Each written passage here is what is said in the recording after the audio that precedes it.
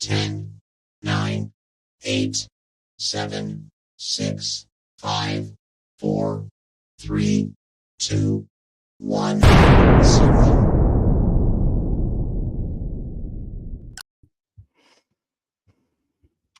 Hello, my friends.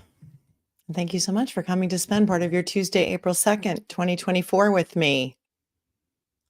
I was watching the chat before I came live. This was a last minute stream, so don't worry if you did not get a notification because I literally just scheduled this about a half an hour ago. Do any of you know about this story? This is a very sad, very tragic, very scary story out of Oklahoma. 2 Kansas moms are missing. Their abandoned car was found in the panhandle of Oklahoma. They were on a 48-mile trip, and their car was found abandoned 3 miles from their destination, and there is no sign of the missing women. They have been missing since Saturday, the day before Easter, March 30th. A lot of people don't know about it. I am hoping that some locals join us from Oklahoma and from the Kansas area so they can give us a little bit more intel and information about the area. Call me Alice because I fell into a rabbit hole on this case today and I have so much information that I am not seeing anywhere. In fact, I was digging into this case all day, hours and hours and hours. Thank you. Okie Mom lives in Oklahoma. Thank you. So this is a big story for you guys, right? There are Facebook groups up right now to try and find these women. And what I have found may shock you, but it probably won't surprise you. I was digging into it all day. And then I saw another creator that I know whose show I was on recently was going to cover it. And I thought, oh, okay, well, they're just going to talk about everything that I have to say. So I waited. And while I was still doing my research and doing my work, I watched that show and they didn't say anything that I'm about to say. So I don't know if you saw that, but I've got the information for you. And I think that we need to get the word out. I think we need to help find these women. And I think there are a lot of possibilities. The last stream that I watched earlier was talking about trafficking and drugs. And I'm here to tell you that based on what I found today, I do not think that that is the case. I do not think so. Those of you who know, if you live in this area, it is very desolate. It's very deserted. I'm going to put up the missing poster just for a second so I can at least give you a little bit of a briefing about what we're going to be talking about tonight. We're talking about, as always, the victims. Veronica Butler, who's 27 years old, a mother of, I believe, 2. And Jilian Kelley, who's 39 years old. She's a minister's wife, and she is also a mom. Let us take a look at the missing poster. Try and make it a little bit bigger for you.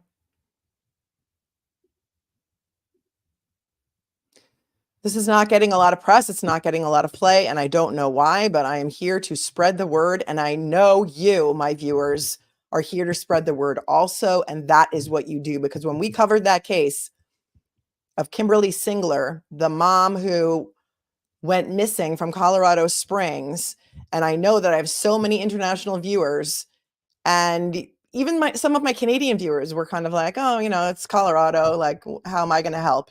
Well, guess what? Kimberly Singler, by the time they found her a few days later, was in the UK. So, and you know what she did, if you recall. So these women are not guilty of anything. They are just missing. They are not, it is not believed that they fled. It is believed that something nefarious happened, and the Oklahoma State Investigative Bureau is saying that they think there is foul play. In fact, one of the schools nearby went on lockdown today because they were also very, very nervous. So here is the missing person poster from the Aware Foundation of Virginia. I'm sure that they are very happy that I'm using their poster to spread the word about the good work that they do. Veronica, it is the Aware Foundation of Virginia. Veronica Butler is 27 years old. She's pictured here on the left. She is a redhead, age 27, green eyes, and 5'4". Jilian Kelley with one L, Jilian. Kelley is 39 years old. It says on the poster brown hair and blue eyes, but her hair looks blonde to me. So who am I to say?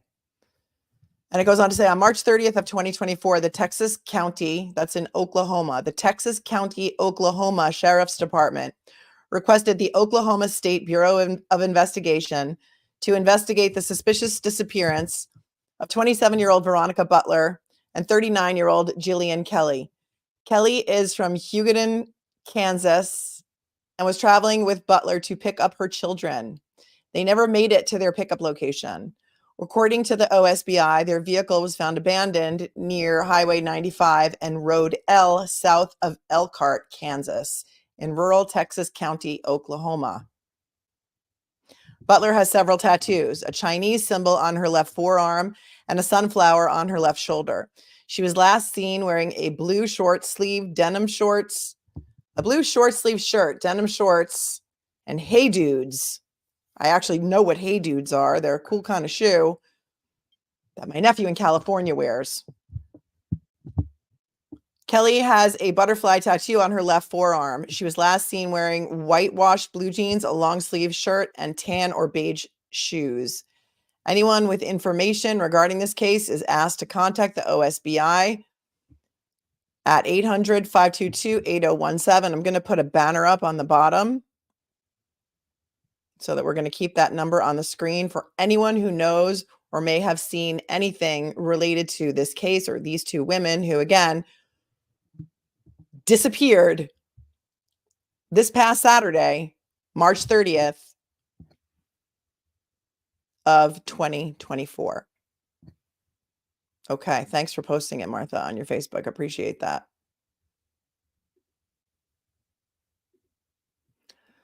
I'm going to show you a little bit of news coverage because there has not been much on this. And this one I actually have not even watched yet. This is Elizabeth Vargas from, I think, just earlier this evening. And you're going to see what little information they're giving the public. And I'm going to tell you what I found.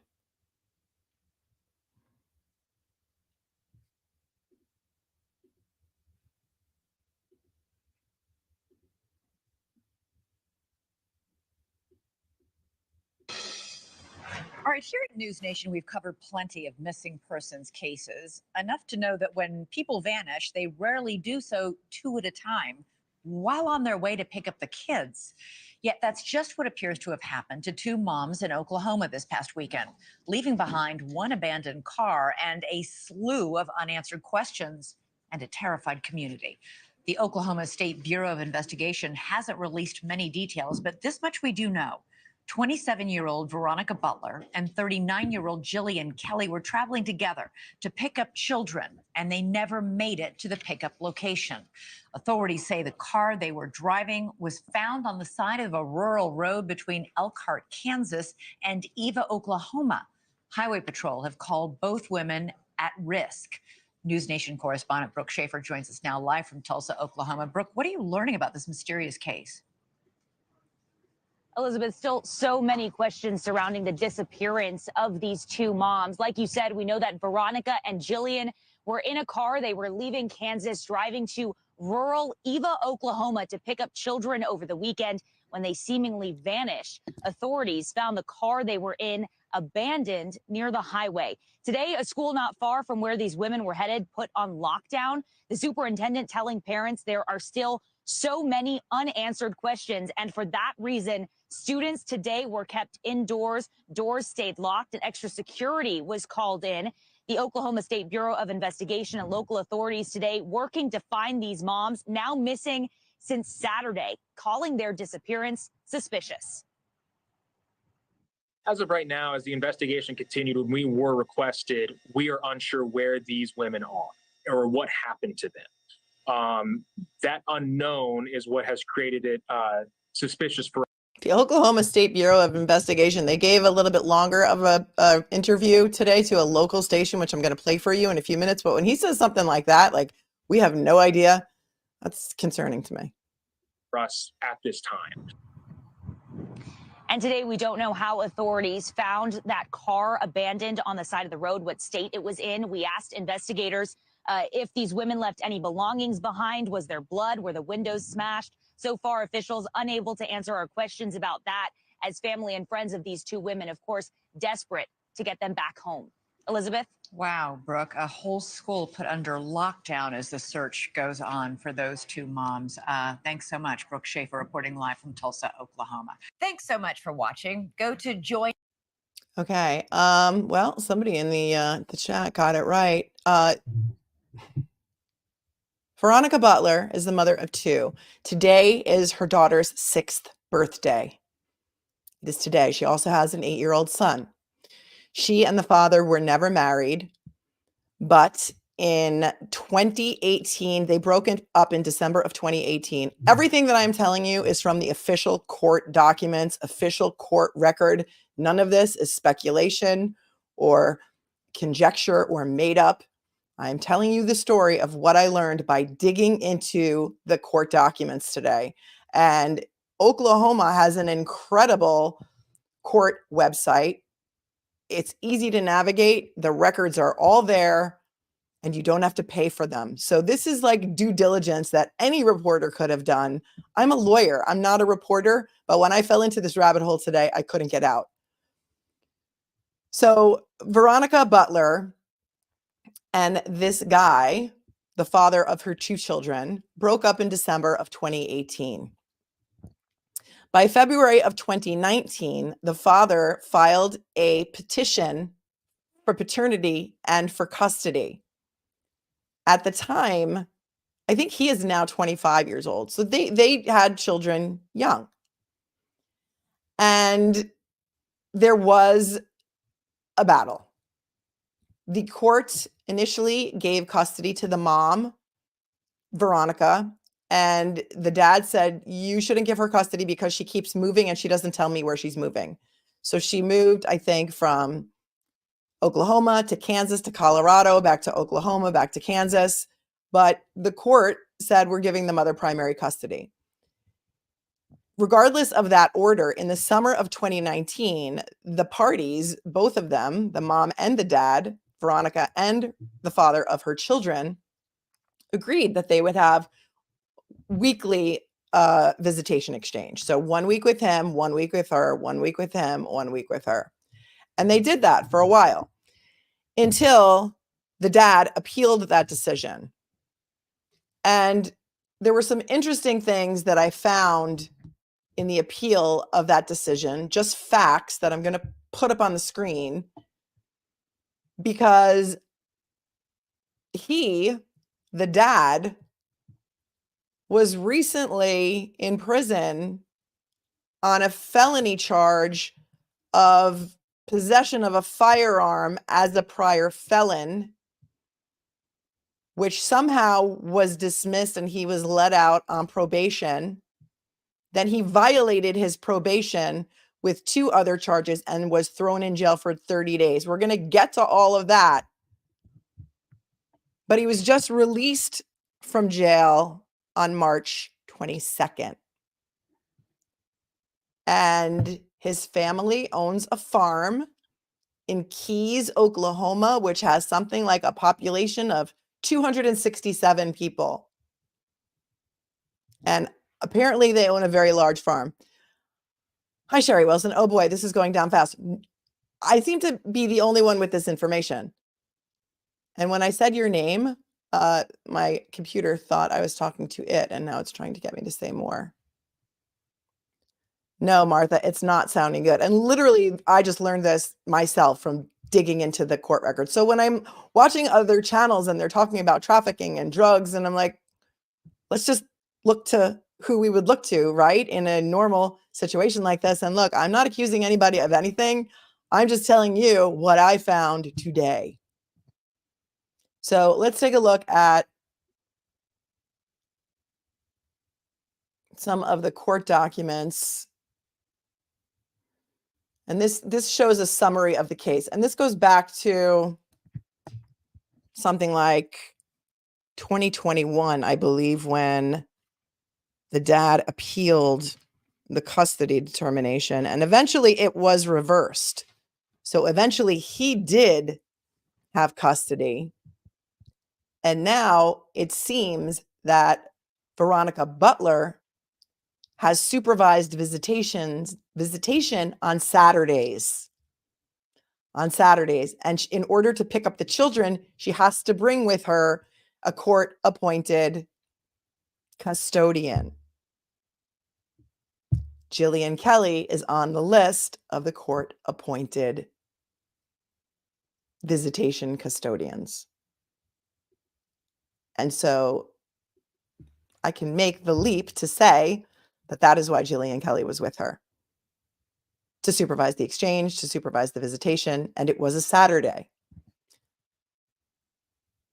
Let's take a look at the facts as set forth in the father's brief. None of the names are mentioned, so I am not, certainly never would, dox anyone. And I'm not even going to tell you any names. We're just going to look at this and I'm going to tell you it's the father of her 2 children.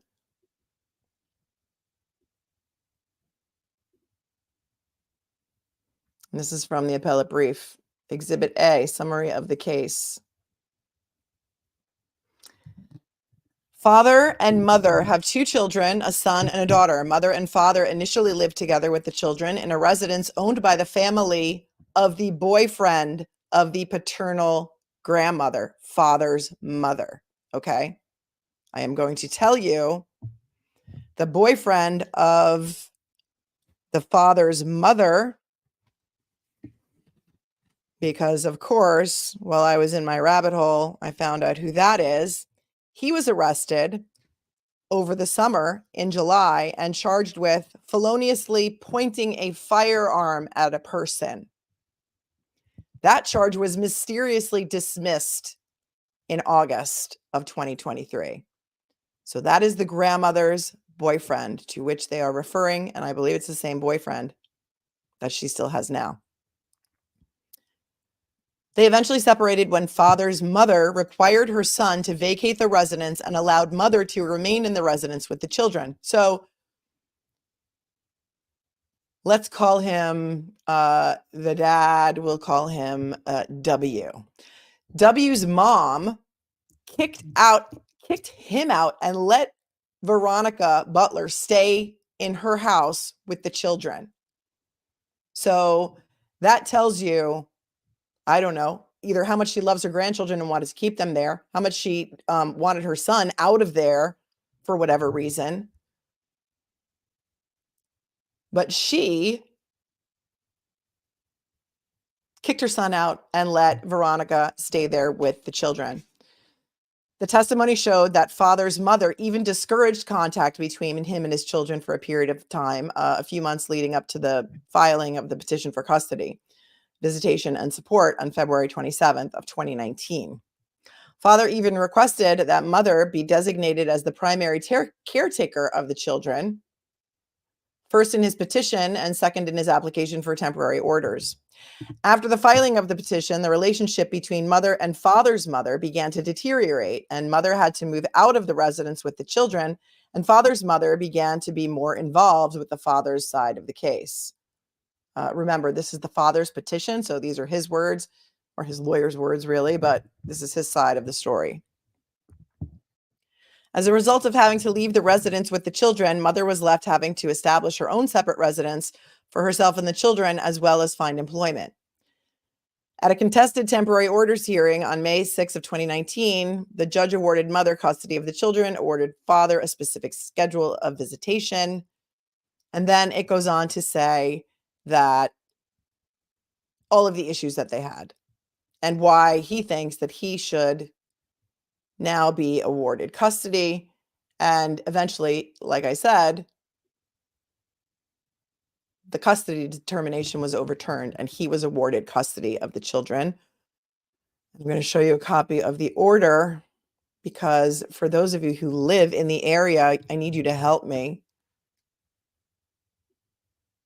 find out where, if anybody knows where Four Corners is. That was the custody exchange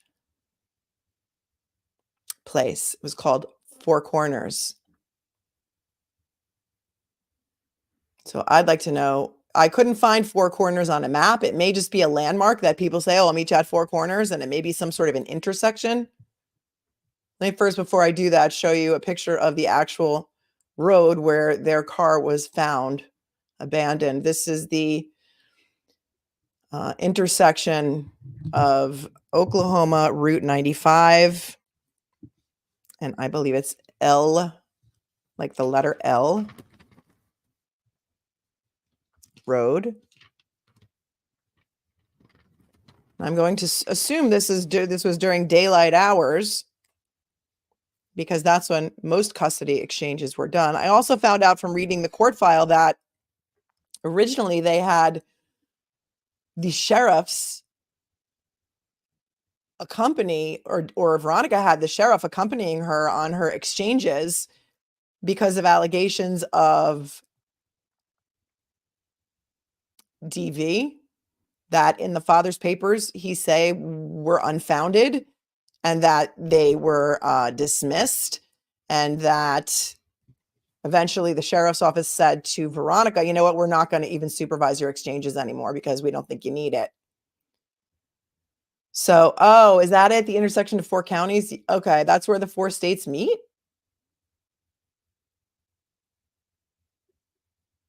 Would that be in this area? Because this is Oklahoma. So this is Kansas I-95, and then here's L Road, and this is where the car was found, right in this area. I mean, you could see how desolate it is.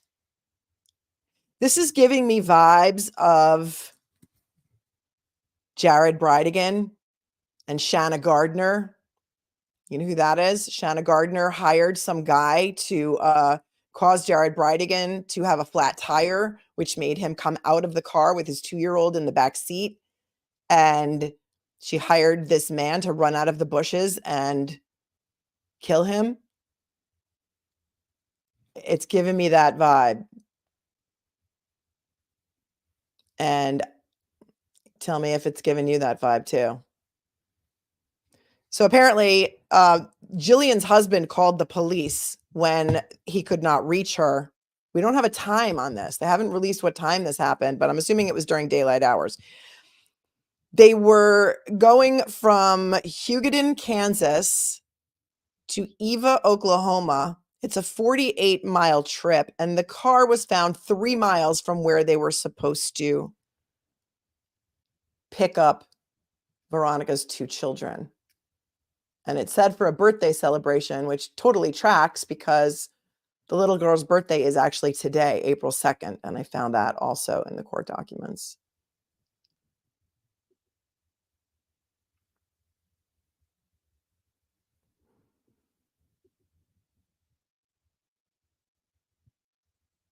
But that is a very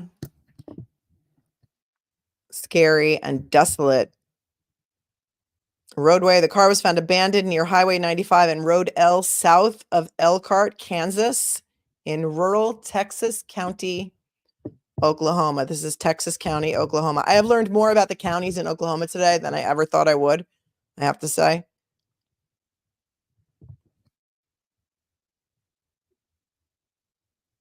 I'm going to read to you. I'm not going to pull this up because it does have names in it. So I'm just going to read it to you.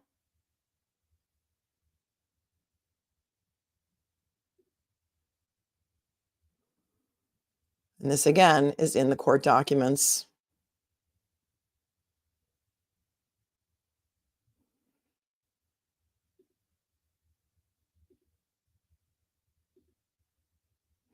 This was a petition that was filed in Cimarron County, Oklahoma, November 30th of 2023.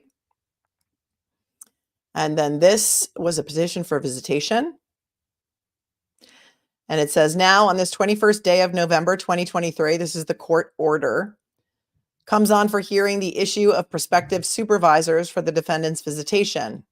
In this case, Veronica Butler, the missing young woman who's 27, is the defendant. The plaintiff, the father, appeared in person without an attorney. The defendant appeared in person by and through her attorney. And the intervener, who is named here, is the mother of the dad of the children. So it's the grandmother of the children, the paternal grandmother. that we were speaking about before, who owns the farm in Keys, Oklahoma. She also appeared. So she's an intervener, and apparently she wants something to do with this custody petition. Maybe she is also trying to get custody. That's what it looks like to me. So the grandma also appears, and then the court orders as follows.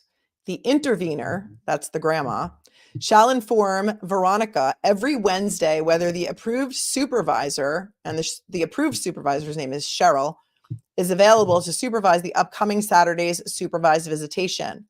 The intervener, the grandma, shall be responsible for any and all supervision fees charged by Cheryl. So for those of you who don't know, if you have supervised visitation that is court ordered and you have to provide a supervisor to supervise the visitation, that does cost money. It's not free. Somebody's got to pay that person to supervise the visitation. And then it says, okay, so the grandma says that she's going to pay for the supervisor. And it says defendant, that means Veronica Butler's supervised visitation shall take place exactly as ordered herein on December 7th of 2022 and filed herein on September 25th of 2023. This has been going on for a long time. This has been going on for 5 years, this custody battle, since 2019. And then it says, in the event that the approved supervisor, Cheryl, is unavailable, the grandma shall notify the defendant, Veronica, by Wednesday at 5 p.m. And then the defendant shall be allowed to use any of the following as approved supervisors. There are 3 listed, and one of them is Jilian Kelley, who is the woman that was with her in the car on this trip going to pick up Veronica's 2 children. One the daughter turned 6 today, and the son is 8 years old. It says, none of the parties of this case shall have the unilateral authority to cancel any visitation or disqualify any of the above-mentioned court-approved supervisors. If any party should have a problem with a visitation or supervisor, the party shall file a motion, and a hearing will then be held regarding said motion. All visitations shall continue unless and until there's an order of the court stating otherwise. And then it says, supervised visitation shall take place, this was the first one, Saturday, November 25th, 2023, and shall continue on each and every subsequent Saturday as currently ordered until further order of the court. And then, and this is where I need my local folks, it says, the parties shall meet at 4 corners for exchanges of the minor children for visitation purposes. It just says 4 corners in quotes. Does anybody know where 4 corners is? And if it's anywhere near, if it's within 3 miles of I-95 and L Road, south of Elkhart, Kansas, in Texas County, Oklahoma.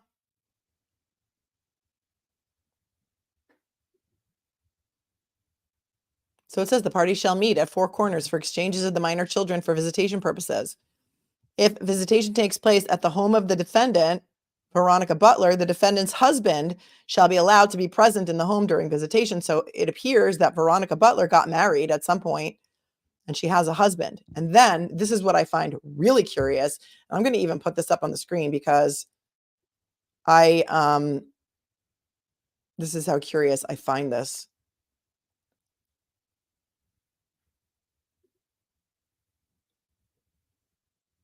Except it doesn't want to come up right now. All right, here it is. Under no circumstances shall the minor children be exposed in any way to CV at any time. CV. Who is CV?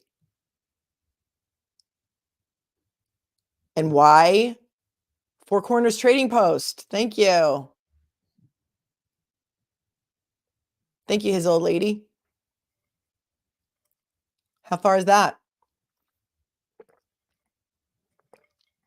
Oh, somebody posted it. Erica Olson posted where the 4 Corners is located. Oh, thank you.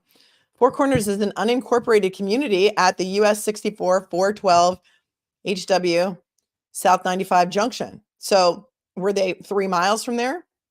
I can't do this while I'm talking to you, but I know how good you guys are with the Google while I am on here and the mapping. But this is disturbing to me. Under no circumstances shall the minor children be exposed in any way to CV at any time. Thoughts?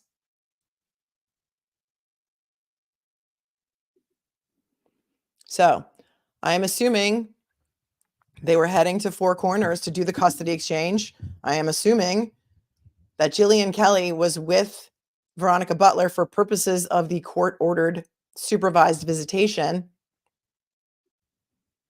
There are a lot of things that I could not find, like why there was all of a sudden supervised visitation when it had been pretty amicable before. Are the children missing? I don't know. I believe that. Oh, hi, Lauren Conlon. Hi, Lauren Conlon. I was reading your Twitter and it was very excellent. And that's what got me going in the rabbit hole. I was reading the entire court file today. Veronica's brother is CV. Okay, thank you. Thank you. That's who CV is. Okay. Must have been some sort of allegations against him, I think, in the past. And that's what Lauren says, who abused one of the children. This just keeps getting creepier and creepier. Thanks, C-Girl. I'm not going to put anybody's names up here because obviously innocent until proven guilty. This is nothing more than a theory of mine based on everything that I have read in the court file of Oklahoma. Everything that I have pieced together today in my rabbit hole. Here's what else I found out. So here's the dad.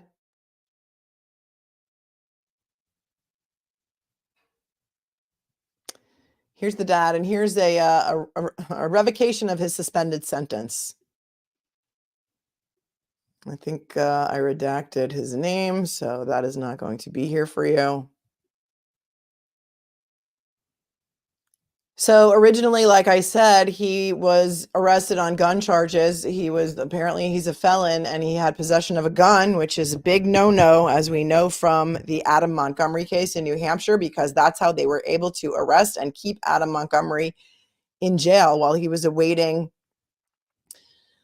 trial for the murder of his daughter, Harmony Montgomery. That was a tragic case, but they got him on gun charges because he was a longtime career felon and he stole some guns and he was in possession of a gun. Doesn't mean you shot a gun. You can't even have possession of a gun if you are a felon. So back to my notes here. The dad was arrested for possession of a firearm as a career felon in November of 2023. So this is interesting. November 16th of 2023, a bench warrant was issued. Remember that the order that we just read, that was signed by the judge for that custody stuff, the first visitation was supposed to start November 23rd, right, of 2023. It was a Saturday. So that must have been signed before this bench warrant was issued. So the bench warrant was issued for possession of a firearm after a former felony conviction. He was arrested, brought in on November 16th of 2023, spent the night in jail, $10,000 bail or bond. Then in January, he pled no contest and he was given 24 months supervised probation with a 6-year sentence that was all suspended. But then here's what happened, because this was a motion to get rid of the suspended sentence, because it says here that on the 26th day of January of 2024, the court sentenced the above named defendant to a term of 6 years with all suspended under the custody and control of the Oklahoma Department of Corrections, pursuant to the district attorney's rules and conditions of probation entered by the court under statutory and or court imposed rules of probation. And he signed and initialed about 3 pages of a list of things that he was not allowed to do. But he did it, because here's what he did. On February 21st of 2024, which was not even a month after he got his suspended sentence, He was arrested and charged with domestic assault and battery in presence of minors and public intoxication, and with domestic assault and battery on his mother-in-law. Now, I need to point out to you that he did marry another woman, and their marriage license was issued, and they were married that same day by the judge, July 31st of 2023. So I'm going to assume that these offenses were against his current wife, and not Veronica Butler. Lauren, if you found out anything else, please chime in.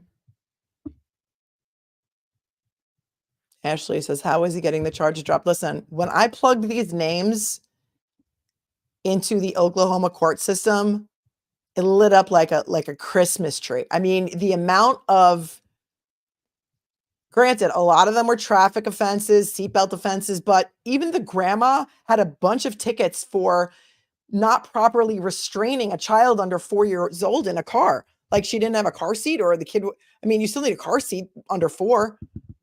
And there were a number of those kind of tickets. And I don't know. I don't know if this family is connected. I don't know how these things get dismissed. If they are a well-known family, I don't know. Maybe you guys might know. You guys who are local. So because of the domestic assault and battery on his mother-in-law, and on who I presume is his current wife, in the presence of the minors, which I assume are the children that he has with Veronica, he was sent to jail for 30 days.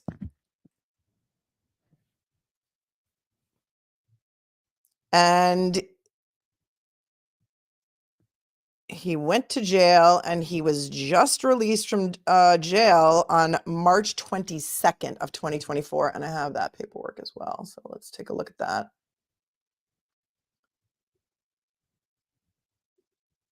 I mean, this just, you can't make this up.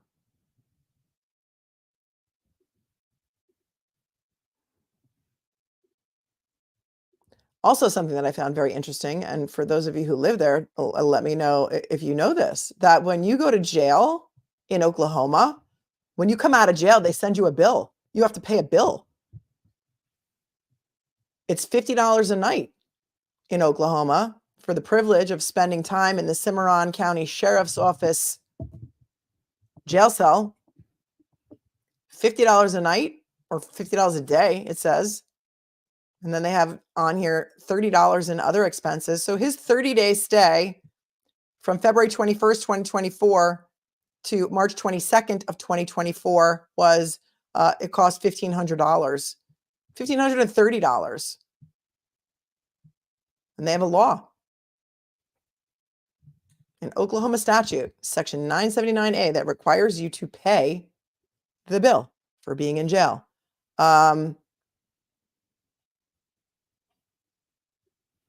Good Grandma says, I mean, there's a sheriff, but the county is huge. Which county are we talking about? Yep. Hi, Scott. Hi, Scott Measures. My mods are the best on YouTube, and I'm not afraid to say it. Room and Board. That's right, Scott. Patronus Glow, another one of my amazing mods. Never heard of that before. Wow. I don't think in New York they send you a bill when you got out of jail, because, well, we don't really send anybody to jail here anyway. We just let them go with ankle monitors after they chop up bodies. But, you know, it's not a violent felony if you mutilate a corpse, apparently. Hi, Lauren. Thank you so much for the super chat. He was due in inpatient rehab on March 22nd. Yep, I have those papers. Let me just pull that up. Here's the next thing we're going to look at. Thanks for reminding me. I do tend to get sidetracked, but I do thank you so much for the super chat. And why don't you call me or email me? You should come on with me one day, because you have a lot of good information. And you're like me, I think. I think you're like another Alice. Like, you fall into the rabbit hole and it's all over. All right, let us see. Let's make sure this is kind of redacted.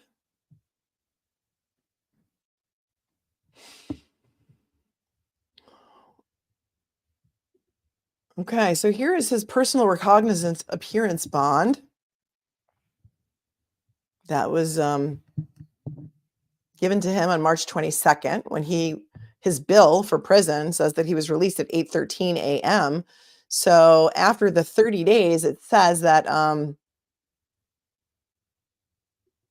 hereby request the court to order my release on this personal recognizance. I've been advised that anyone so released who willfully fails to surrender himself within 5 days following the date of appearance set forth herein shall upon conviction be guilty of a misdemeanor and may be fined up to $1,000 or imprisoned for not more than 1 year or both. Further, that such criminal prosecution shall in no way interfere with or prevent the exercise by the court of its power of contempt. And then it says here, I've been further advised that anyone so released who willfully fails to surrender himself or herself within 30 days following the date of appearance set forth herein, or who willfully fails to comply with these terms, shall, upon conviction, be guilty of a felony and may be fined up to $5,000 or imprisoned for not more than 2 years or both.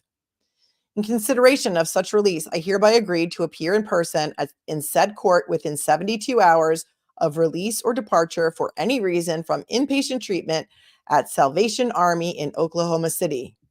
We're going to look at that in a second, but that it appears to be some sort of work camp / adult rehab center.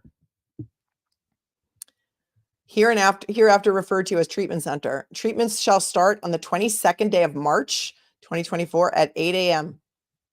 Upon leaving the facility, I shall appear at such time as directed by the court and there to abide the order of the court until fully discharged.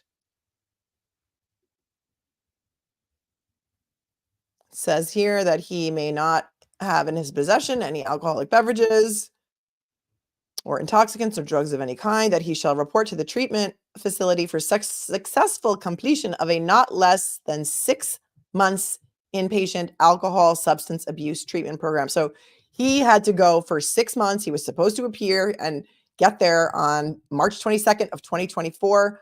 We do not know if he made it. I don't know if anybody else knows that he made it, but and then he was to appear in court back no later than September 25th of 2024. And there's other conditions here, like he can't violate any laws while he's out or anything such as like that. Let's go to the chat for a moment.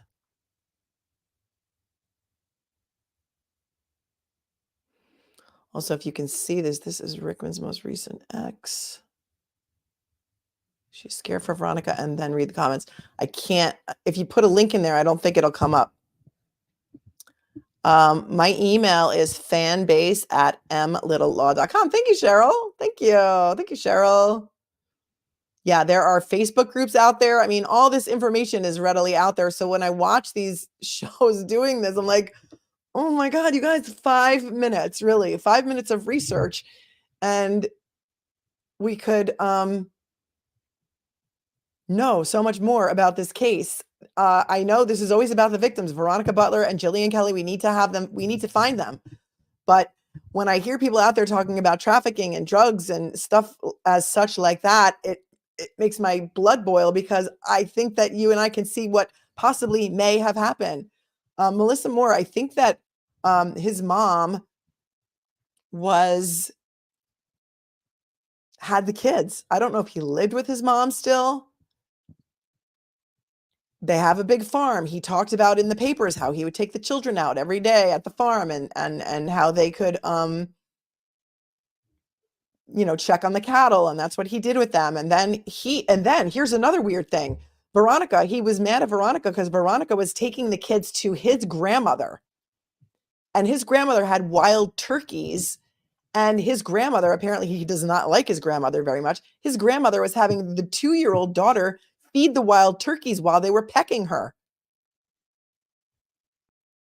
So it was the children's great-grandmother. And there was a whole page and a half about the turkeys pecking this poor-year-old daughter, a girl. Hi, Lisa. Tell me about it, Melanie. I can't stand those who sit for 8 hours making up stuff with no research. You know this. I don't cover a ton of cases. And the reason that I don't is because I don't want to come on here and give you a half-assed version of whatever it is I'm talking about and play a whole bunch of media and not actually look into it. And so I actually look into it. Thank you for appreciating that. I appreciate that very much. Rory says, sounds like Okies to me. So how does he get visitation after beating women up in front of kids? They allowed my daughter to be with her drunk dad. He made big bucks, high functioning alcoholic. Well, Rory, that's horrifying. I submit to you that high functioning alcoholic is an oxymoron. An oxymoron. But yeah, it's insane, right?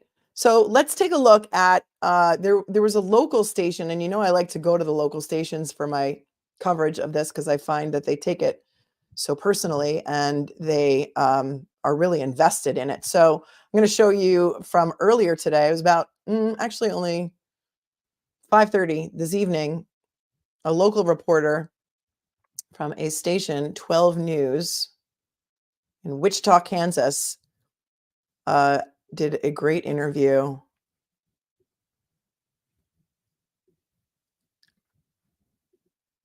with the Oklahoma. Let me put that banner back up here. So if anybody knows anything, has seen anything, please contact the Oklahoma State Bureau of Investigation, 1-800-522-8017, or they have a tip line, email tips@osbi.ok.gov.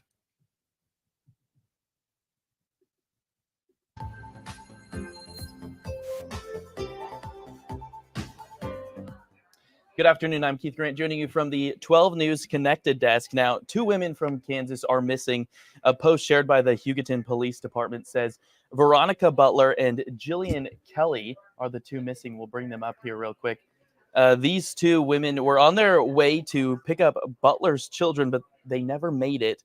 Now, Kelley is from Hugoton. The Oklahoma State Bureau of Investigation says their car was found abandoned on the side of the road in the Oklahoma Panhandle. There hasn't been too much released about this situation. Hunter McKee, Public Relations Officer with the Oklahoma State Bureau of Investigation, joins us now. Good afternoon, Hunter. These women have been missing since March 30th, so that's Saturday. From the time they were reported missing to now, what does OSBI know? What we know so far is that their vehicle. You can hear in the background of his newsroom, there's a lot of chatter. So it's not me, it's them. But it's a little bit annoying, but we'll deal with it. Was found by the Texas County Sheriff's Office, and this was near Highway 95 and Road L. And this was just south. So when you're looking at that Texas County, northwest Oklahoma area that is near the Kansas border, just south of the Kansas border, their car was found parked on the side of the road there. The 2 women were gone, though, and there was no trace of where they might have gone. Yeah. Who did anyone report them missing, or did law enforcement find them, or find the abandoned car? I guess the Texas County Sheriff's Office was the ones who their deputies found that vehicle in that area. So as soon as they found the vehicle and realized that there was something suspicious about that vehicle and that the women that occupied it were gone, that's when they requested us. Of course. What did they find inside the vehicle, the car? In regards to our investigation, we cannot release the condition of the vehicle or what was inside. We can say that the vehicle that the 2 women were driving was a small blue SUV. And again, we are still investigating what we were able to find inside of the vehicle to help us lead to finding these 2 women. Also, where they were traveling to. We're still looking into that as well. Okay. Where, I guess, do we know where the women were last known to be seen before this? We do not know. We know that these 2 women were from Kansas, that they were driving from Kansas. They're both from the same area there in southwest Kansas. So we know that they were driving together, and they were driving to Oklahoma.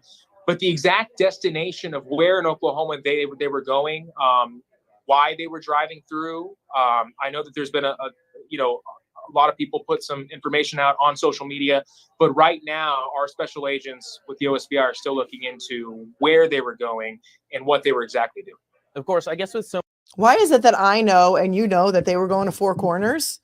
How do we know that and they don't? He's keeping it really close to the vest on this. I mean, we just looked at the court order that says where they have to do their custody exchanges. Um,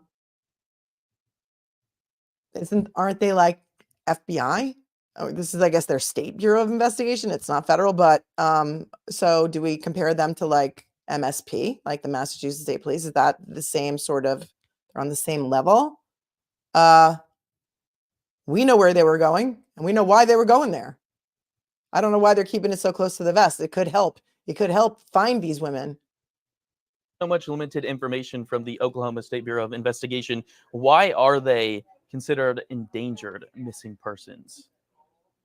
Well, this is a very, very rural area of Northwest Oklahoma, as we've said before.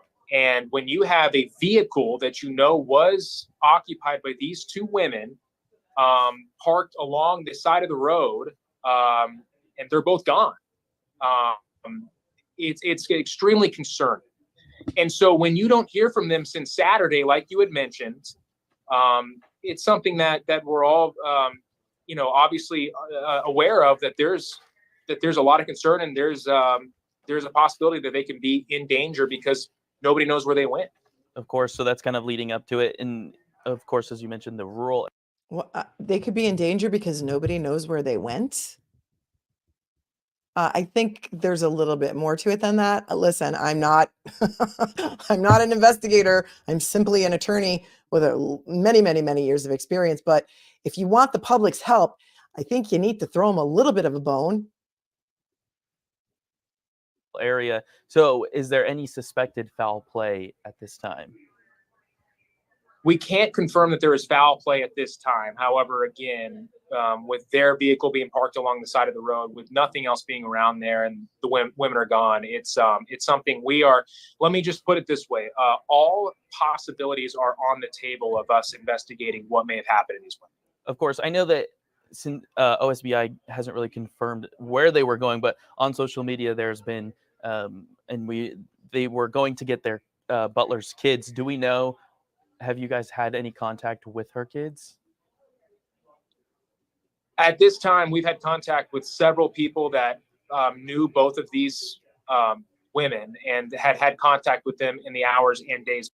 Okay, that wasn't the question. The question is, has anybody contacted the children? Are the children okay? He doesn't even answer the question. Scott, one of my other amazing moderators, who is 25 years, retired NYPD, says, you can say it, Mel, he's not a smart man. I back the blue 100%, Scott. I do. But like, what? Just let everyone know that the children are okay. That's what everyone wants to know. I'm concerned about the children. Let's take this back a second. At this time, we've had.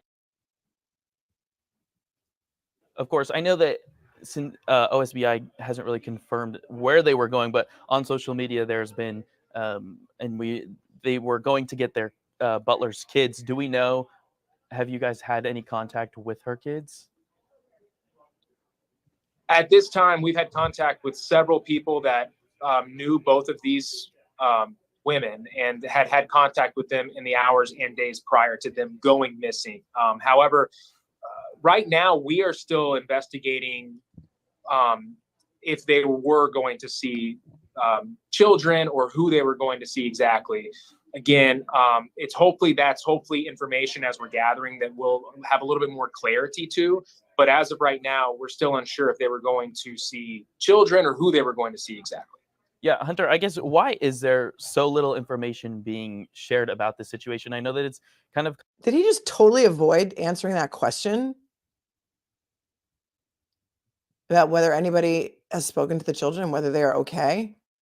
Hey, Lenny, I'm going to try and pull a map up. Yes.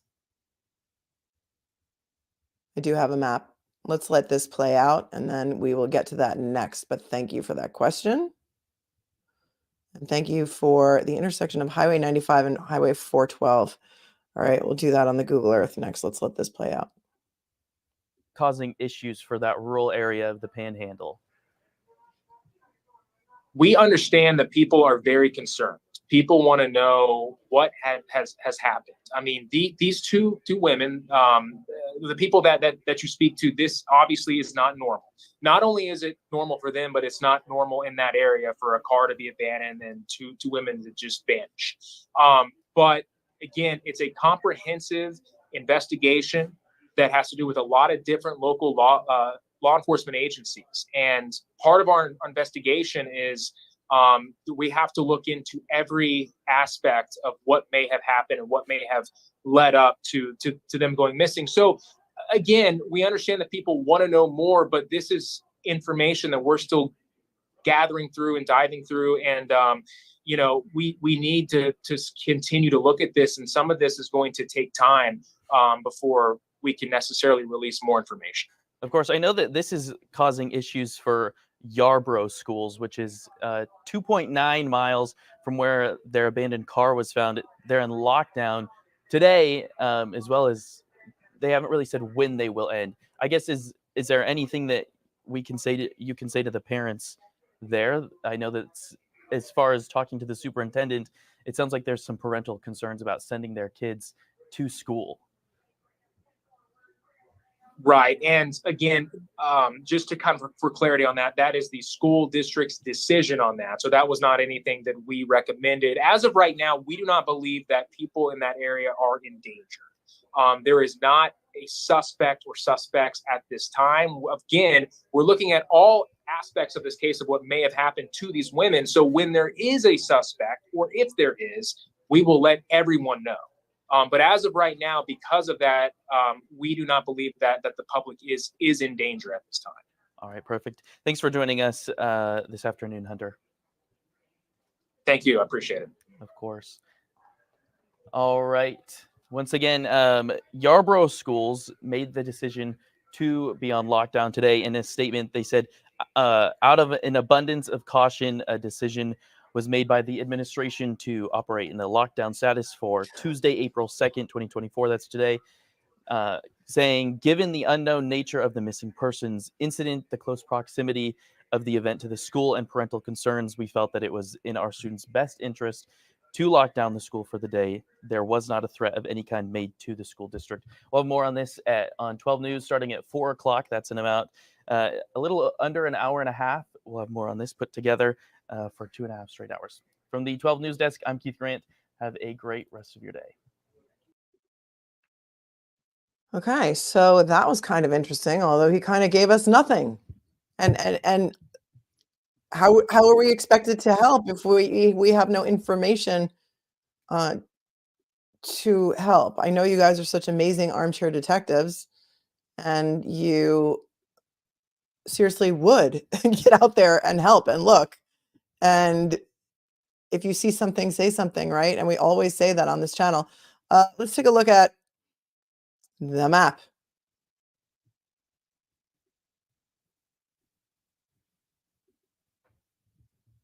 Yeah, the investigators are watching my live stream and taking notes. Maybe, Laura Liz, maybe. I don't know.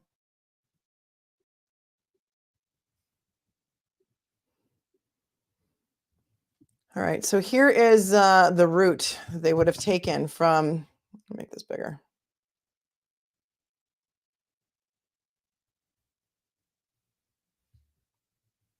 Hugoton, Kansas, which is up here in the right corner, to Eva, Oklahoma, where it is said that they were going. The place where they broke down, or where their car was found abandoned, somewhere. Let me see.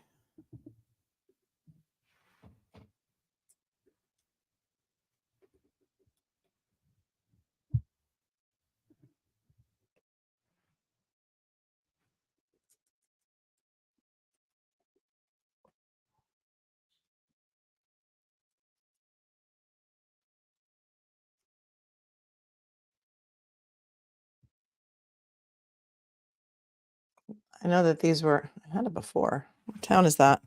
Do we know what town that is? It was definitely on the route. So they were definitely on the right route, and somebody obviously knew they were going to be taking that route. It's about 48 miles. It's a 48-mile trip. And you just told me where Four Corners is, so let's see if we can find that on the map.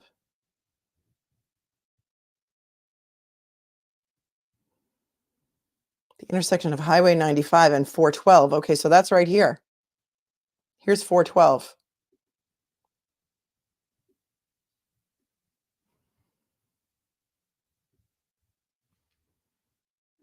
This is where they were going. Right here into this Four Corners area. Oh, look, it's like Four Corners, just like we said.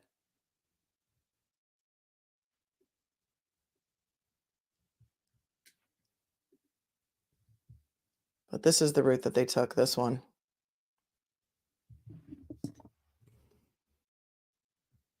And is it L Road?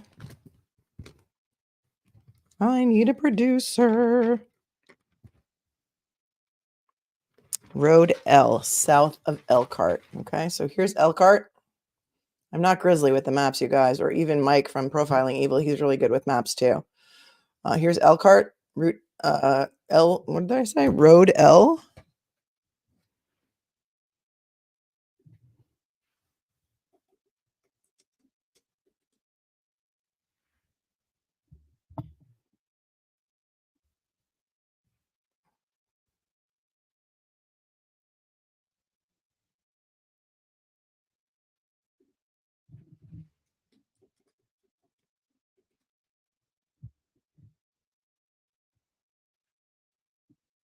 So here, I think Road L intersects with 95. This should be it right here. Yep, this is Road L. So this is where the car was found, right around here. And it was exactly on their route. Because this is where they were going. Here's a Google Earth picture of the actual road. And you can see how desolate it is. Lauren says, Melanie, how do you stay up so late and do this so well? You know, because I do it all day. And plus I stay up until like 3 o'clock in the morning. So, you know, I'm a night owl, Lauren. I don't know where you're located, but if you're a night owl too, join me sometime.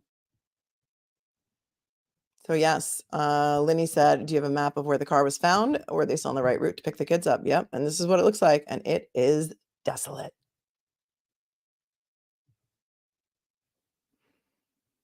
Thank you, Sherry, for becoming a new member. Appreciate you. Oh, Team Brittany, thank you so much for gifting 5 memberships. You are the greatest. Always so generous to me, girl. I appreciate you so much. To be gifted a membership, you have to be opted into gifts and you have to be participating in the chat. And then YouTube distributes them randomly. I have no control over that. Cindy Church, congratulations. And thank you for becoming a member. Let's go to the chat for a minute and see what you guys have to say. What say you?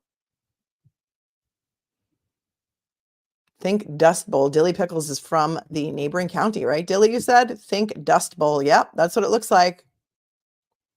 I can remember, those of you who know that I am a buff. I went to University of Colorado in Boulder, and I used to do that drive along Route 80, 80 West, from New York through Wyoming, I guess, and then we went south to Boulder. But I used to say that you could set your alarm, because we didn't even have cell phones at the time, for like 8 hours when you get into Kansas, and then when you get out of Kansas, you would just be through Kansas. Like, it's one road, tumbleweeds, and this is what it looks like. This happens to be Oklahoma, but having driven through Kansas, and granted, it was many, many years ago, but I don't think it's really built up much since then. Let me know. This is I-95, so this is a road that goes north-south. Susan says, me too, Melanie. Spelling bee comes out at 3 a.m. and I do that and then go to bed. Or the Wordle, is that part of the Wordle package? We have a family chat every morning with the Wordle. They have this new game now that I'm clueless. It makes me feel really stupid, so I just quit playing. I forgot what that new word is, that new game is, but I don't like it. Good Grandma says, my family is from around Highway 50 on the Kansas-Colorado border. Let's go Buffs. Yep, loaded hot. Kansas is the longest, most boring drive ever. Yeah, and it is super dusty and scary. Right, Joanne says scary. Route, no one about.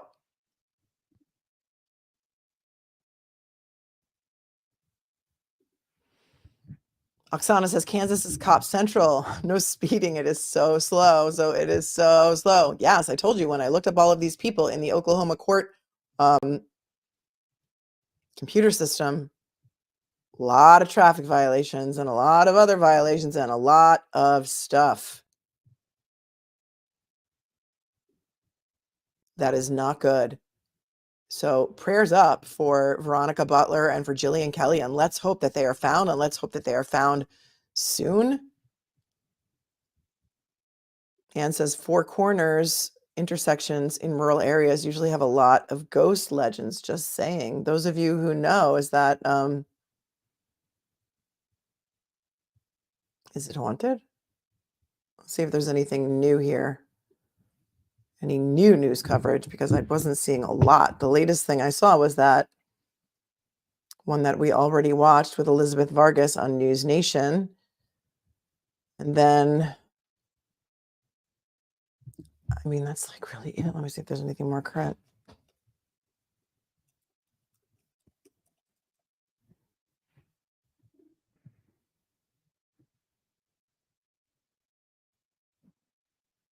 My own stream came up. And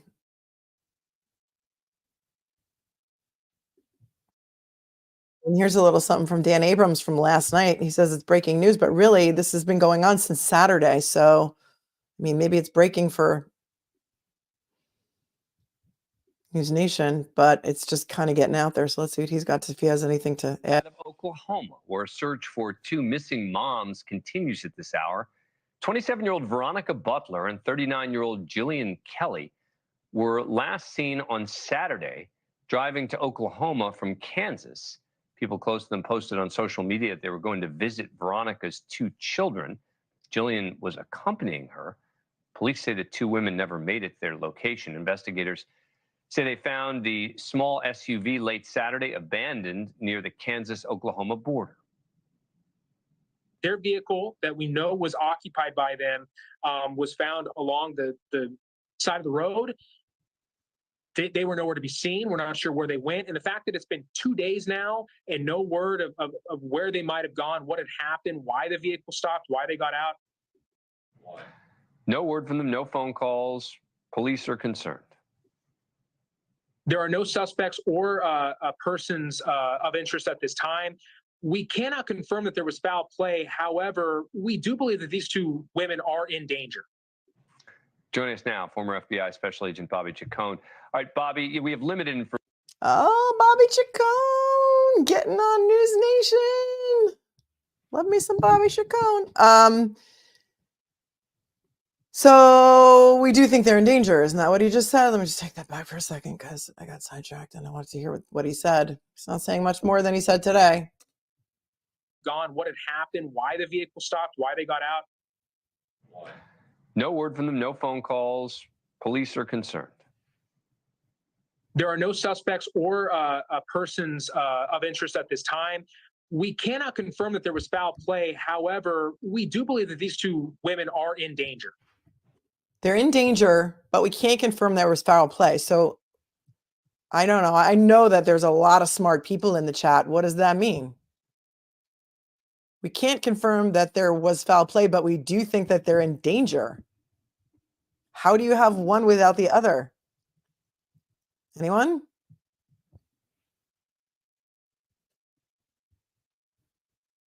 Tilly says things will come out. Some is and was initially known locally. Not for me to say though. Right. That's why I'm not naming names, Dilly. I'm not naming names. I read up in those Facebook groups too, and I'm only reporting on what I could confirm in court documents. So if you are just joining, 27-year-old Veronica Butler and 39-year-old Jilian Kelley went missing on Saturday, the day before Easter, March 30th, this past Saturday, on their drive from Hugoton, Kansas to Eva, Oklahoma, where they were to meet for a custody exchange. Jilian Kelley she's a court-ordered visitation supervisor. And she was with Veronica Butler in the car traveling to pick up Veronica Butler's two children from the custody of their father. We have court documents that show that he is supposed to be right now in court-ordered rehab in Oklahoma City at the Salvation Army after he was released from a 30-day jail stint on March 22nd for a violation of his probation which included a domestic violence charge in front of minor children, which we are going to assume for purposes of this theory are Veronica's children. He did marry. He and Veronica were never married. He is married as of July of 2023. So he violated his probation on a gun charge, prior felony gun possession charge. He was given a suspended sentence. That suspended sentence was revoked when he was picked up in February of 2024 for a domestic violence charge against, we believe, his current wife, and also a domestic violence charge against his mother-in-law. Spent 30 days in the county pokey, or the sheriff's office in Cimarron County, I believe we said, and was supposed to go straight to court-ordered rehab. This happened on the 30th of March. We don't know much more than that, and we know more than the news is telling us based on the court records. Joining us now, former FBI Special Agent Bobby Hugoton. All right, Bobby, we have limited information here, but based on what we do know, what are you seeing here?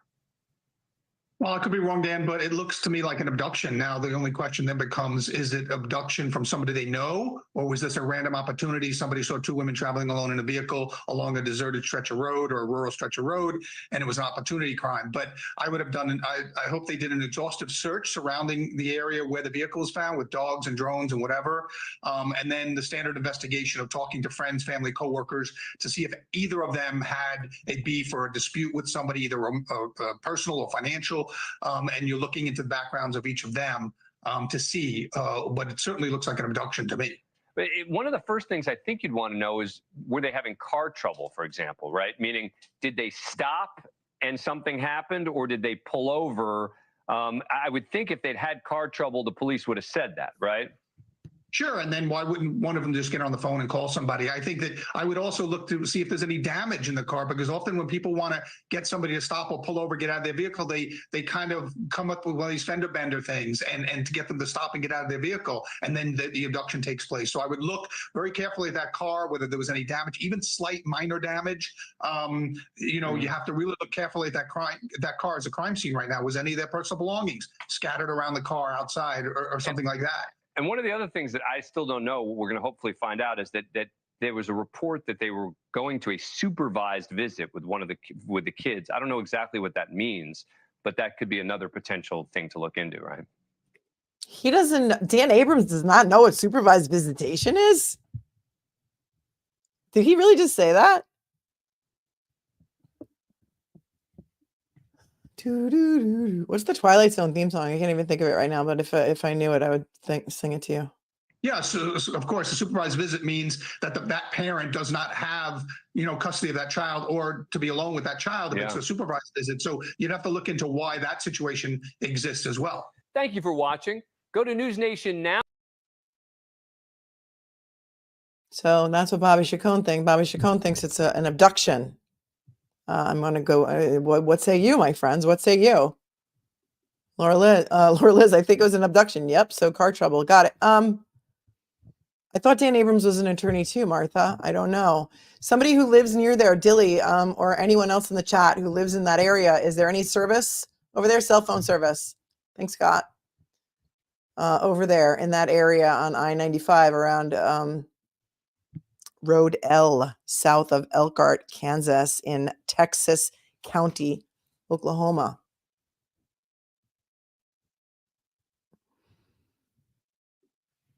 Here's Keith Hubert's opinion. I think the grandma is behind it. Dilly says, cell service is horrible off and on throughout the panhandle.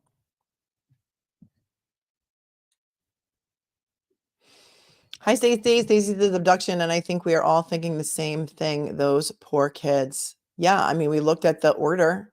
Supervised visitation. They shall in no way be allowed around that person named CV. Dad's got a felony gun charge as a felon. I don't know what the first felon was. First felony was. I couldn't find that one. But he's just been spent 30 days for domestic violence against his own mother-in-law and maybe his current wife in front of the children. And here's a look at where he's supposed to be going, to the Salvation Army. It's an adult rehab center. And I don't know if he showed up. Lauren, have you been able to, did you fall into that rabbit hole? Did you call and see if he was a patient there? I don't know if they would tell you, but here's the website for that, the Salvation Army Adult Rehab Center. Their FAQs say, why is work therapy part of the Salvation Army's Adult Rehabilitation Center program? And then I don't know what that means. Is this like some sort of like wilderness like work camp like we saw the Frankie son sent to? And then it says, do the rehab participants know they would be participating in work as therapy as part of their rehab? And it says yes, and they're supposed to sign a statement. How much of it is work therapy? No minimum, but all ARCs adhere to a maximum of 40 hours a week. I don't know if they're doing manual labor over there. I don't know. Does anybody know what goes on at this adult rehabilitation center in Oklahoma City through the Salvation Army? I can't really opine on that because I don't really know anything about it. So for me to just, but that's where he's supposed to be. That's where he was supposed to go when he was released from prison or jail. Cimarron County Sheriff's Office at 8:13 a.m. on March 22nd. He was supposed to go straight there. I don't know if they transported him there. I don't know if he was supposed to get there on his own. I don't know. Okie Mom says you have to work in the Salvation Army store to work off their room and board. Community service. Okay, so they're working like in the thrift shop, right? My kids love thrifting. I love that about my kids. Like they would rather go to Goodwill to shop for clothes than to go to Lululemon. Oh, you know, they like that too, but I love that about them. I mean, okay, so they're working in the Goodwill, you know, unloading the clothes and stuff, the donations maybe. RTD says abduction. This does not sound like an abduction or does not sound good. Yes, Rory, my prayers go out to these women. And I hope that they're found and I hope that they're found safe. But the deeper I dig into this, the scarier it is. Wild Man's mom says it's under HIPAA and we may not know unless we look for a warrant for not appearing as ordered. Okay, I will keep on the lookout for that. Thank you. Nancy Trouble, why does it seem that people with excuses for not being involved in anything bad end up going to some sort of rehab? I don't know. It seems like he needs help for anger management, you know, like, are they saying that the domestic violence issues are caused by his drug addiction or alcoholism? How about like, that's not an excuse. I don't know. But I don't know, Ann. I'm going to put up the missing poster again for those of you who are just joining so you can take a look at who we are talking about.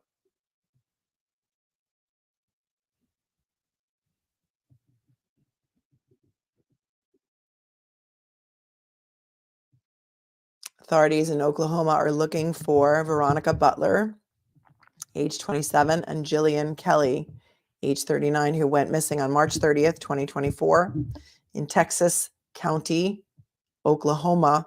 They're now being assisted by the Oklahoma State Bureau of Investigation.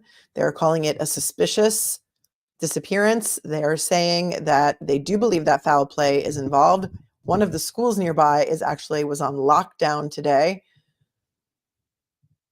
Although they said we can't confirm foul play, but we do believe that the women are in danger, which I found to be an odd statement coming from a State Bureau of Investigation spokesperson, but that's what he told us. And that interview was just from 5:30 p.m.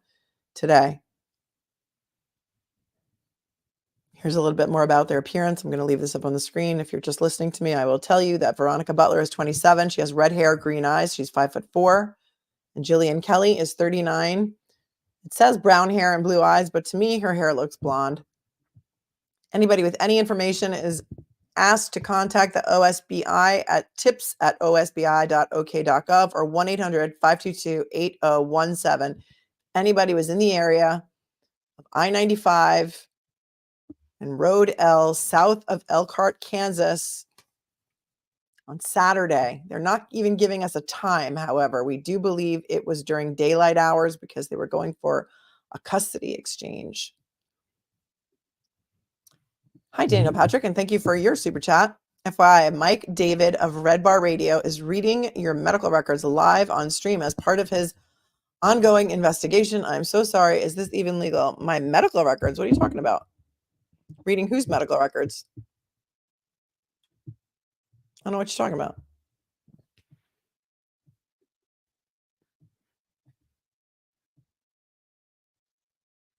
Stacey says, no, that's a federal offense. What?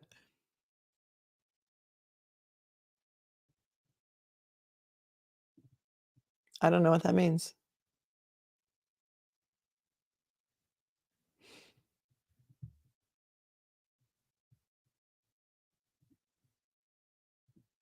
Whose medical records?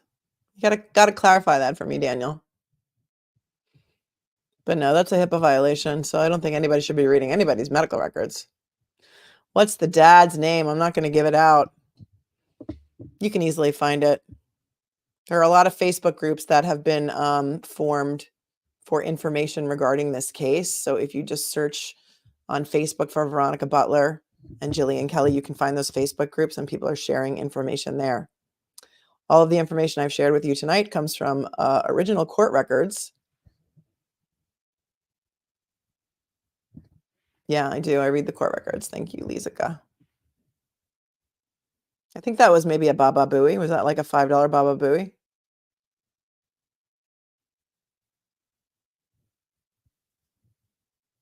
It's a kind of jeans you buy. Yes, Keith, it is. That would be the first name. You are correct.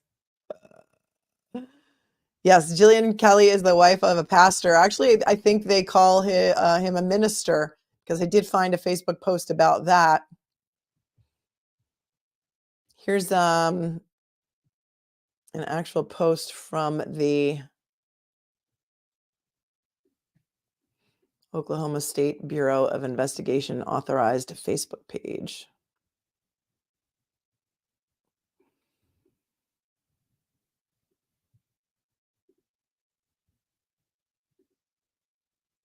That says,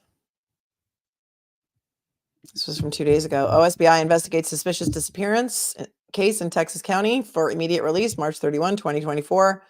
On March 30th, the Texas County Sheriff's Department requested the Oklahoma State Bureau of Investigation to investigate the suspicious disappearance of 27-year-old Veronica Butler and 39-year-old Jilian Kelley. Their vehicle was found abandoned near Highway 95 and Road L, south of Elkhart, Kansas, in rural Texas County. I'll just remove that. OSBI special agents, along with local law enforcement agencies, are currently working to locate these individuals. Anyone with information regarding this case is asked to call the tip line. It says the OSBI would like to thank the Texas County Sheriff's Office, Oklahoma Highway Patrol, and several other local agencies for assisting us with this case. We are, quote, protecting Oklahoma one partnership at a time. And here's another picture of the women.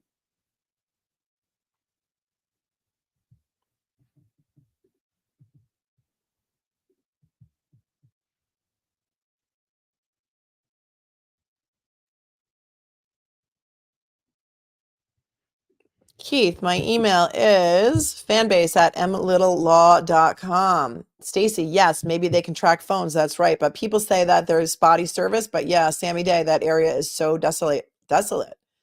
Sometimes it can give you the creeps. Sammy, I guess you are local.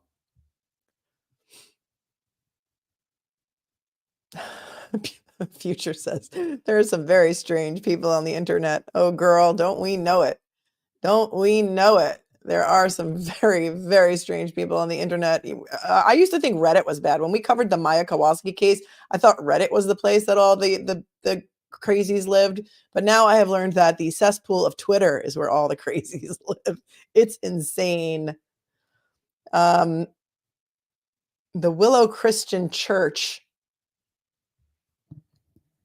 put a post up that says, please be in prayer for these women. Jilian is the wife of our new minister, Heath Kelley, and the sister-in-law of our church member, Hillary Kennedy. Please pray that Jilian and her friend Veronica are safe and that they are found quickly. God, please bring these women home to their families that are so worried about them. Then it seems that last night they had a prayer service for Jilian and Veronica and their families. They had note cards available for people to write notes to the family. Anne says, Ms. Kelley, it sounds tragically like collateral damage. Oh, B, you're here. Oblivious Benson is in the house. Says Reddit is the safe zone. Crazies are on the talk and the twits. We thought Reddit was crazy during the Maya case, right? When the defense was pulling their theories right off the Reddit threads. But it's nuts. I thought, OB, that you might be interested in this case because I found out so much today with your skills. With your skills. Here's another one with the super chat coming in, asking me to something about Red Bar. Investigating my kids. You don't have to take this. Hope you sue. I don't know what they're talking about. People really want to pay me $10 to like crash my stream. Is that, I mean, I'll take it. I mean, YouTube takes 30%, but you know, I'm not going to highlight it. Stop with the lies. Oblivious Benson, we are at the church just right down the way from the thrift shop. I mean, thanks for the super chat, but you know, you're not really getting very far. Lauren, again, thank you. He was doing inpatient rehab on March 22nd. Did I cover that? If I didn't cover that one already, thank you again for another super chat. So Ethy Apple and Daniel Patrick have come in to crash the stream. Guess they're trying to get like the Baba Booey effect going here. Well, my friends, we are at 1 hour and 26 minutes. I think I've told you everything that I have to tell you about this, unless anyone has anything else to add other than the spamming of something having to do with medical records. Oh, Lord, get out. We're trying to find these poor women. Yes, please. Yeah, take the super chat and ignore. You know I will, girl. You know I will. Do we know if you... No, we don't know if he reported to rehab. We do not know. So again, prayers up for the families of Veronica Butler and Jilian Kelley, and we hope that they are found soon. And if you know something, please call the authorities. I'm going to put the banner back up again.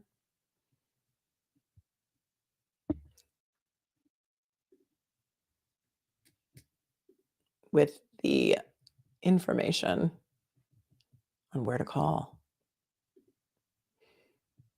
And one more time, I'm just going to put the picture of the ladies up. 27-year-old Veronica Butler, 39-year-old Jilian Kelley. Our prayers and thoughts are with their families. We hope that they are found soon. Please share this out. We need to get the word out. Nobody's really covering this locally. I mean, even I only found like 2 stories on News Nation and some local channels in Oklahoma and Kansas that are covering this.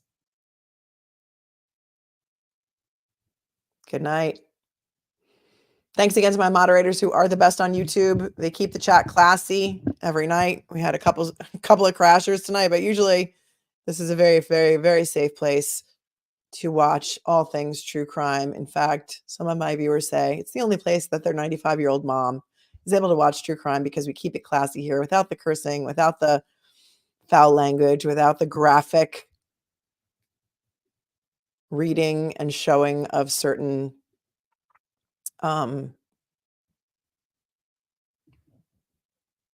autopsy type photos and other things like that.